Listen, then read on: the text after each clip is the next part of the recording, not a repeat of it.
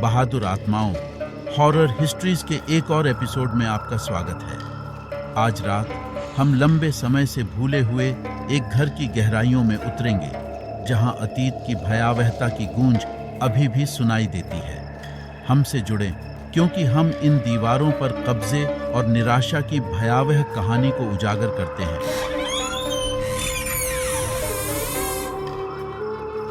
पुराना घर शहर के किनारे पर शांत और पूर्वाभास में खड़ा था। इसकी खिड़कियां ऊपर की ओर थीं और इसका एक भव्य मुखौटा अब एक ढहता हुआ खंडहर है। कुछ लोगों ने इसके पास जाने की हिम्मत की, क्योंकि वे इसकी दीवारों के भीतर छिपी बुराई के बारे में फुसफुसाते थे। लेकिन एक दिन जिज्ञासु किशोरों के एक समूह ने परित्यक्त हवेली का पता लगाने का फैसला किया, जो इसके आसपास के रहस्य से आकर्षित हुआ।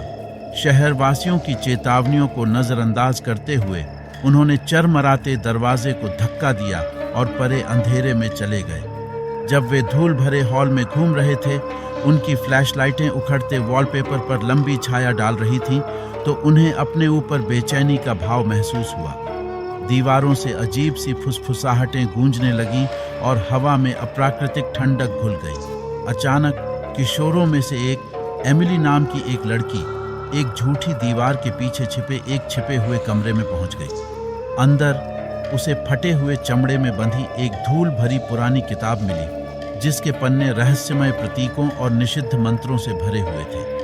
अपने भीतर निषिद्ध ज्ञान के आकर्षण का विरोध करने में असमर्थ एमिली ने जोर जोर से मंत्रों का पाठ करना शुरू कर दिया। उसकी आवाज उत्तेजना और भय से कांप रही थी। लेकिन जैसे ही आखिरी शब्द उसके होठों से निकले, कमरे में भयानक अंधेरा छा गया और छाया के भीतर एक द्वेषपूर्ण उपस्थिति भड़क उठी। अन्य किशोर भयभीत होकर देख रहे थे कि एमिली की आंखें उसके सिर में घूम रही थीं। उसका शरीर ऐसे ऐंठ रहा था मानो किसी अदृश्य शक्ति के वश में हो।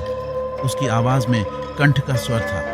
वह प्राचीन शक्ति के ऐसे शब्द बोल रही थी जिन्हें कोई भी नहीं समझ सकता था। भयभीत होकर किशोर शापित घर से भाग गए और एमिली को उस आतंक का सामना करने के लिए पीछे छोड़ दिया जिसने उसे खा लिया था।